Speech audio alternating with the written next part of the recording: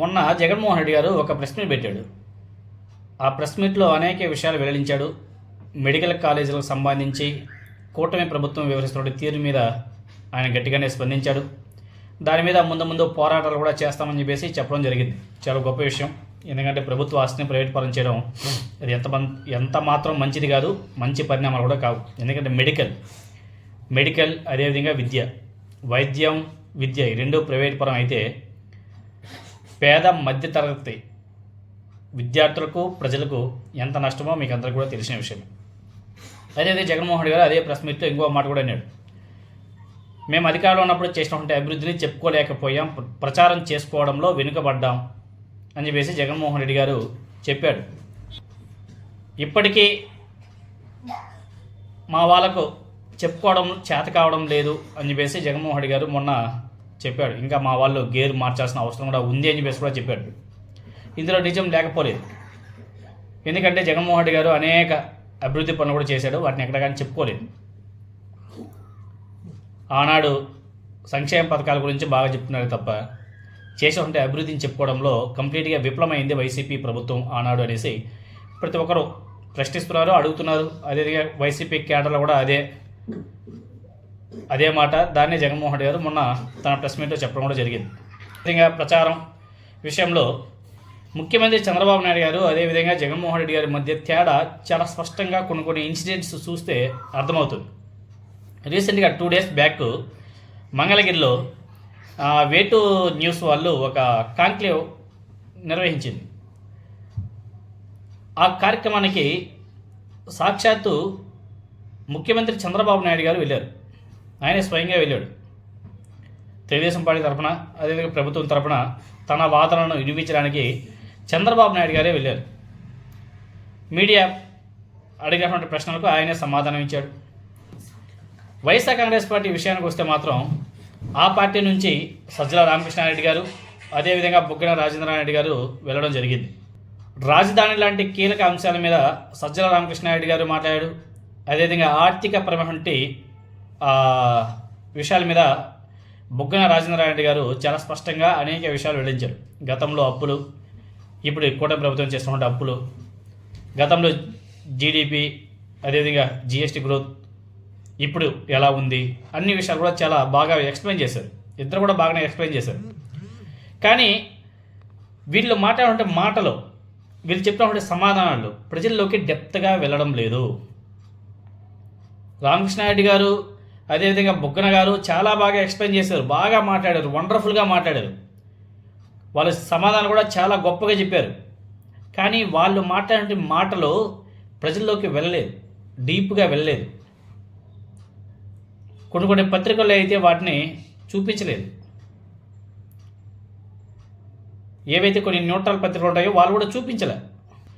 అదే వాళ్ళిద్దరి ప్లేస్లో జగన్మోహన్ రెడ్డి గారు కానీ వెళ్ళి ఉంటే, వాళ్ళు అడిగినటువంటి ప్రశ్నలకు సమాధానాలు చెప్పి ఉంటే నేషనల్ వైజ్గా చాలా బాగా పాపులర్ అయ్యేది ఆ మ్యాటర్, ఆ విషయం. ఇప్పుడు చంద్రబాబు నాయుడు గారు సీఎంగా బిజీగా ఉన్నప్పటికీ ప్రత్యేకంగా సమయాన్ని కేటాయించి ఆయన అక్కడికి వచ్చి రావడం గొప్ప అయితే, ఆయన మాట్లాడడం అది చాలా డెప్త్గా వెళ్తుంది. ఎందుకంటే తెలుగుదేశం పార్టీ అధినేత, ముఖ్యమంత్రి, అది నేషనల్ వైజ్గా వెళ్తుంది ఆ న్యూస్ అనేది. దాన్ని ధీటుగా ఎదుర్కోవాలంటే జగన్మోహన్ రెడ్డి గారు కూడా ఆ సమావేశానికి వెళ్ళి ఉండి వాళ్ళు అడిగినటువంటి ప్రశ్నలకు సమాధానంగా చెప్పుంటే చాలా వండర్ఫుల్గా ఉండేది. పార్టీ అధినేత మీడియా సమావేశం విషయంలో దూరంగా ఉన్నప్పుడు ఇక ఆయన నియమించుకున్న పిఆర్ఓల తీరు ఎలా ఉంటుందో మనం ప్రత్యేకంగా చెప్పుకోవాల్సిన పని లేదు.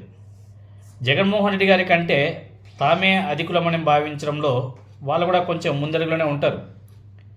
ఎందుకంటే ఆ కాంక్లేవ్ నిర్వహించింది మంగళగిరిలోనే పెట్టారు. అది తన ఇంటికి అతి సమీపంలో నిర్వహిస్తున్న సమావేశానికి చంద్రబాబు నాయుడు గారి మాదిరిగానే జగన్మోహన్ రెడ్డి గారు కూడా వెళ్ళి రాజధాని అమరావతి విషయంలో తన మనసులోని మాట బయటపెట్టి ఉంటే రాజకీయంగా కొన్ని అనుమానాల్ని నివృత్తి చేసి ఉండొచ్చు. అదేవిధంగా కూటమి ప్రభుత్వం చేసినటువంటి దుర్మార్గాలను కూడా ఎత్తి చూపి ఉంటే ఇంకా చాలా బాగా డెప్త్గా వెళ్ళేది. ఎందుకో కానీ జగన్మోహన్ రెడ్డి గారు ఆ దిశగా ఆలోచనలు చేయడం లేదు అన్న ఒకంత మాటలు కూడా వినబడుతున్నాయి. ఎందుకంటే ప్రతిపక్షంలో ఉన్నప్పుడు అవకాశాలని అందిపుచ్చుకోవాల్సిన అవసరం కూడా ఉంటుంది. అంతేకాదు ప్రభుత్వంలో కీలక స్థానాల్లో ఉన్నటువంటి వ్యక్తులకు సమయం తక్కువగా ఉంటుంది. ప్రతిపక్ష నాయకుడిగా కావాల్సినంత సమయం కూడా జగన్మోహన్ రెడ్డి గారికి ఉంటుంది. మీడియా ప్రతినిధులు, అదేవిధంగా ప్రజా సంఘాల నాయకులు, తటస్థ మేధావులు, రైతులు, ఉద్యోగులు, నిరుద్యోగులతో ఒక ప్రతిపక్ష నాయకుడు ఎంత సమయం ఎక్కువ కేటాయిస్తే, ఎంత ఎక్కువ మాట్లాడితే అన్ని విషయాలు జగన్మోహన్ రెడ్డి గారికి తెలుస్తాయి. వాళ్ళ సపోర్ట్ కూడా ఉంటుంది. వాటి ఆధారంగా ప్రభుత్వానికి నిత్యం ఊపిరి ఆడకుండా కూడా చేయొచ్చు. ప్రతిరోజు కూడా ప్రశ్నించవచ్చు. కేవలం కొంతమందిని అరేంజ్ చేసుకుంటే వ్యక్తుల ద్వారా, కొంతమంది మీడియా ప్రతినిధులతో సమావేశమైతే జగన్మోహన్ రెడ్డి గారు నిజంగా ఏం చెప్పాలనుకున్నాడో అది వేరే వ్యక్తుల ద్వారా చెప్పించినా కానీ అది ప్రజల్లోకి వెళ్ళదు. ఇది చాలా ఇంపార్టెంట్. ఎందుకంటే అటువైపు నుంచి డైరెక్ట్గా లోకేష్ గారు, అదేవిధంగా చంద్రబాబు నాయుడు గారు వాళ్ళిద్దరే ఎక్కువగా టేకప్ చేస్తున్నారు. అలాంటప్పుడు ఇటు సైడ్ నుంచి కూడా జగన్మోహన్ రెడ్డి గారు చాలా దూకుడుగా ముందుకు వెళ్ళాల్సిన అవసరం కూడా ఉంది అనేది వైసీపీలో కూడా కొంతమంది వాదన. వీటన్నిటిని కూడా బేరీజు వేసుకొని జగన్మోహన్ రెడ్డి గారు ముందుకు వెళ్ళి వైఎస్ఆర్ కాంగ్రెస్ పార్టీని కొంచెం పటిష్టంగా చేయాల్సిన అవసరం కూడా ఉంది. ఆయన వచ్చి ఇటువంటి వాటిలో పాల్గొనకపోతే చాలా డ్యామేజ్ అవుతుంది. ఎందుకంటే పోయిన ఎన్నికల్లో కూడా ఇలానే డ్యామేజ్ అయింది. ఆయన ఏ రోజు కూడా ప్రెస్ మీట్ పెట్టి మాట్లాడింది లేదు. అన్నీ కూడా వేరే వ్యక్తుల ద్వారా మాట్లాడించాడు.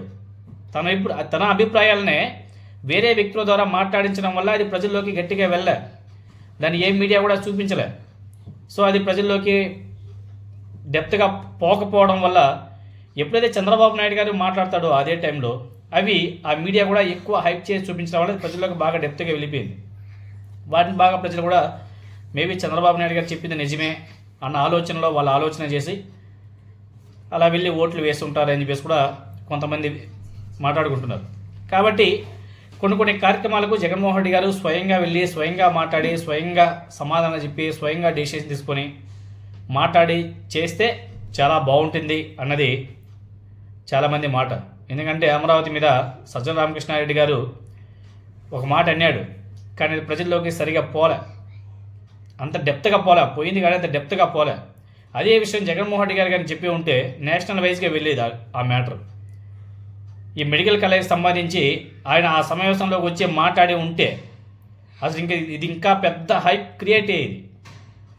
కానీ ఆ దిశగా ఎందుకు అడుగులు వేయలేకపోతున్నారు, ఎందుకు వేయకుండా ఇలా వేరే వ్యక్తుల ద్వారా మాట్లాడిస్తున్నారు అన్నది ఆలోచన చేసిన అవసరం కూడా